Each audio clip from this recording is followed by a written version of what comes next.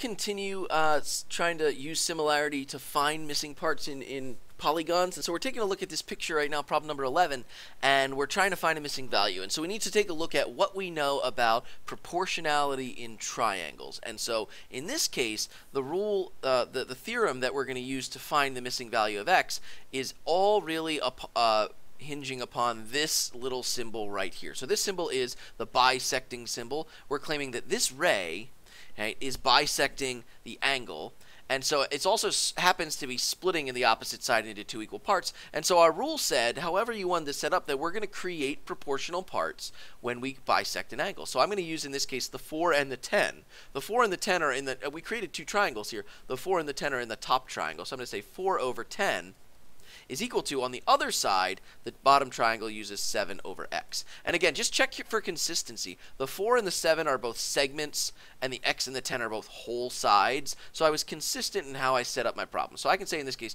that 4x is equal to 70, and so in this case the length of x is going to be a decimal. If we divide both sides, by the 4, divide both sides by 4, we're going to find out that x is equal to 17.5, right? So that is the length of the side, just using the bisecting rule, okay? That I think it was called the triangle angle bisector theorem, right? If you want to look up the official theorem from the book. But in this case, we really just cared about setting up the parts that we created into a proportion and solving, okay? Problem number 12 is just wondering, are these triangles similar to each other? And so just to remind you about what options you have to prove that to me, the first one is angle-angle similarity. And in angle-angle similarity, all you need to do is prove to me that two angles in one triangle are congruent to two angles in another triangle. And that's it. You're done. Okay? The next one is called side-angle-side similarity. And side-angle-side similarity said, if you can show me that just one angle is congruent in each of the triangles, and that the sides that surround those angles are proportional, which means they give you the same fractions when you set them up, then that's enough. And the third possibility is side-side-side similarity, which that's going to be used to just say that all three sides, when you set them up, the corresponding sides in fractions, that you get the same fraction back every time, aka that they are proportional sides. So if I'm looking at this one on the left hand side and saying, are these similar? Well, I'm going to take a look at my options and say they gave me exactly 0 side information. I don't know about any sides, so it doesn't look like I'm going to be able to use either of these bottom two to figure that out. So let's try to use angle-angle. Okay, so the parallel lines are what are standing out to me. So I'm looking at this and saying, okay, parallel lines tell me about equal angles and supplementary angles. And in this case, what it's telling me is that, in this case, angle B and angle SGT are congruent because they are corresponding angles around parallel lines. Okay, and then the same thing happens on the other side. I'm going to be able to say that angle R is congruent to angle GST for the same reason. So what we're saying here is that these two triangles are similar because two angles in the big triangle are similar to two angles in the small triangle. So we're saying, are the triangles similar? Yes, by angle-angle similarity. Okay, so that's the first step. Are they similar? Explain how you know by angle-angle similarity. The third part says, write the similarity statement. So we're going to say the similarity statement is, let's name this little triangle. Right? The little triangle I'm going to call triangle SGT. And that is similar to, so this is our similarity symbol, I need to look at the big triangle. So if you're unsure about where this second triangle is that I've been talking about, right, the small one, little one right here, and the big one is actually using the small one, part of the small one anyway, right? It's this big one here. So we're going to try to name that one, okay? And when we name that one, we need to use the same order as we did the original one, so all of the corresponding parts end up in the same locations. So when I named this one, I started at S, and if you notice, there's a double arc at S, and then I went up to T, which is pretty blank, right? And then I went over to G, which has a single arc. So when I name this big green triangle, I'm going to do the same thing, which means I need to start at R. R, down to T, over to P. So I'm going to call this one triangle RTP, and that would be the correct similarity statement. So the same thing's going to happen in the right-hand one. I'm looking at this one and saying, I don't know anything about angles in this one. They don't tell me about any angles, which means I can't use side-angle-side because that uses an angle. And I can't use angle-angle because that uses only angles, which means it looks like I have to set up side-side-side. So I'm going to set up the fractions, but I need to figure out what goes with what. Like, what from this triangle goes with the other part in the other triangle. And so the way that you're going to figure that out is to say smallest side goes with smallest side. So 6 goes with 3 because they are both the small sides in their triangles. The 8 is the medium size, that goes with the 4. Okay, and then the 10 goes with the 5 because those are both the largest sides in those triangles. And if you notice, what happens here is that this is 2 over 1 or 2, right? This is 2, and this is 2. So I'm getting the same value back, the same fraction back, which means these are proportional sides. So I'm going to say that side's working here. So again, let's name our sides. I'm going to say triangle, and I'll call this one MAY. Okay? MAY. That is similar to, I'm going to go to the other triangle and say, okay, we have to figure out, again, a system to figure out where we are in these triangles. So it looks like right now I'm between the small side and the big side. Right, so if I go over to my other triangle and I'm going to start off between the small side and the big side, that looks like I would have to start off right here at C. So I know it's got to start at C, just like we started at M. And then it looks like I traveled up the small side, over to the medium side, down the big side. So I need to do the same thing. Okay, I'm going to go across the small side, and then down the medium side, and up the big side. So it looks like C, E, D. And that would be the correct similarity statement to say that these are side, similar to each other. Okay, problem number 13 is saying if we're creating a scale drawing of a building and they're saying 1 inch is equal to 15 feet, if the building is actually 90 feet wide, how big should it be in his drawing? Right, so what we're actually going to do here is we're just going to say, let's set this up 1 inch. Right, which I'm going to set this up a little different. I'm going to take out the units. I'm going to say 1 over 15, but off to the side right here, I'm just going to make a little note to myself that the top is inches and the bottom is feet, right? Because we want to be consistent with our fraction setup, and we want to say 1 over 15 equals, I need to make sure this 90 feet ends up along the bottom because that's where I put feet in the first one, so 90 is going to end up down here, and x is going to end up over there. So I'm going to say, if I solve this one, 15x is equal to 90. Okay, and if you divide 90, not 9, right? And if you do 90 divided by 15 to find out what x is, you find out that it has to be 6. And just be careful, if they're asking for units, we're going to know that this is inches because inches is along the top. So we're going to say this in the drawing, in the scale drawing, that the line, if we're going to actually be true and to the right scale, that it's got to be a 6-inch wide building. Okay, problem number 14 and 15 are once again using our leg and altitude rules for right triangles, right? But we just got to be a little bit more careful. So let's try out y, right? Y looks like an altitude. So the altitude rule said, if you forget, that the altitude is the geometric mean. So I'm going to put y in both of these spots of the 2 segments that it created when we drew the altitude in. So the hypotenuse down here was 14. One of the segments they told us is 8, but they have left the other one blank. And so you know that if the big side is worth 14, that this little piece right here would have to be 6. So we had a little bit of fill in the blank there. So it's going to be y squared is equal to 8 times 6 is 48.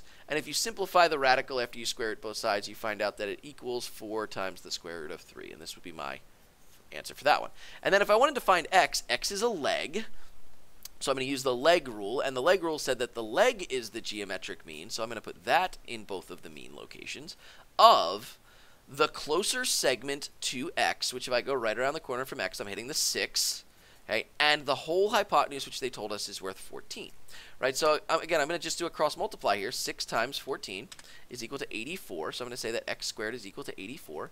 Okay, and it looks like 84 has a 4 in it. 4 is a factor of 84. So when I do the square root of 84, I'm not going to leave it like that because it has a perfect square in it. I'm going to say this is really 4 times 21, and I know the square root of 4 is just 2. So I'd say in simplest radical 4, 2 root 21. Okay.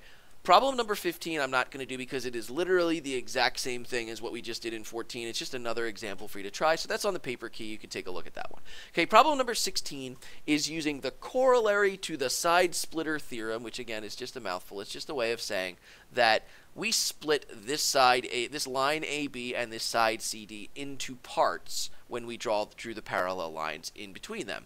And what we're claiming is that those parts are proportional. So I'm going to say 2x over 25, which are the parts on the left-hand side, should be proportional, right, which means equal in a proportion to the other side, which for us is 8 and x. So if I solve this one, 8 times 25 is 200. Okay? 2x times x is 2x squared. If I divide both sides by 2, I'd like to square root this one, but I can't square root yet because this 2's in the way, so I'm going to first divide by 2 and find out that x squared is equal to 100, right? And then if I square root both sides, I find out that x is equal to 10, right? And be careful here because they didn't say up here, just solve for x. We did that part. We found out that x is equal to 10. It also asked us to find the length of AB. AB is this little segment right here. Okay, so we're going to just say this little piece right here, I need to find this as well, right? And we know now that x is 10, so what we can say for sure is that if I plug in a 10 here, that this is worth 20, and this is worth 25. 20 and 25 means that the length of AB is 45 units long. Okay, problem number 17. They're telling us about a shadow, right? A cherry tree is standing 3 feet tall and is casting a shadow. So to save you the trouble of having to watch me draw trees terribly, I'm just going to draw a straight line up in the air and say this represents the tree. Okay, we're going to make it go straight up in the air, right? And it's casting a shadow that's 14 feet long. That would be along the ground, so there's going to be some kind of shadow, okay, that will be kind of like that. And then they're saying there's another tree, a dogwood tree, so let's use a different color just so we can tell the difference between them. There's a dogwood tree that's a little bit taller. It's 6 feet tall. And it's also casting a shadow, which if you know anything about light and shadows, that would be traveling in the same direction, right, as long as we're using the same light source. So I'm going to say that these are the same. And we could put in, if we wanted to, we could complete these triangles, but we don't really need to. But just for the sake of seeing it, I'm going to complete the triangles, right? So I'm going to come to these, I'm going to say, this is the triangle here, right? And I can do the same thing with the other one. Right, I'll use red and say that this is the triangle. So really, when I have a tree and a shadow, I'm creating some kind of a triangle. So we know that what's going to end up happening here is that these are similar to each other, and we've shown that in class because of angle. So we're just going to set up the problem and solve. So they're saying the cherry tree is 3 feet tall. So I know that the cherry tree is this one on the left, 3 feet tall, and it casts a shadow that is 14 feet long. So the shadow is 14. And then I'm going to go to the right-hand one, and it's saying the dogwood is 6 feet tall, and they want to know how long is that one, and it asks us to draw a diagram, which we've already done. So we'd like to know how long this shadow is. So again, I can set up a proportion. How you set it up is entirely up to you. So what I'm going to do is I'm going to say tree over tree, 3 over 6, is equal to shadow over shadow. So I could say 14 over x. Okay, so if I solve this one, you're going to find out, and I'll let you go through 3x is equal to, I'm going to say that the shadow is actually equal to 28 feet. Okay, so that's our answer. It would have been equally as okay if you decided, instead of setting up this fraction, which I did tree over tree equals shadow over shadow, if instead you decided to set up tree over its shadow is equal to tree over its shadow. And if you solve this one, if you're going to notice, you're actually going to get the same 28. So these are actually equally as good ways to set up the proportion in order to solve and find the length of the shadow. Okay. Problem number 18. Two complementary angles are in a ratio of 2 to 3. What is the measure of the smaller angle? So here's what we know. If we just look at the definition of what two complementary angles are, we're going to say that angle 1 plus angle 2, whatever the angles are, should be equal to 90 because that's what the definition of complementary is. Okay, so here's what we know about these angles. We know that one of the angles is a multiple of 2, right? It's 2 times something. The other one's a multiple of 3, and that should equal 90.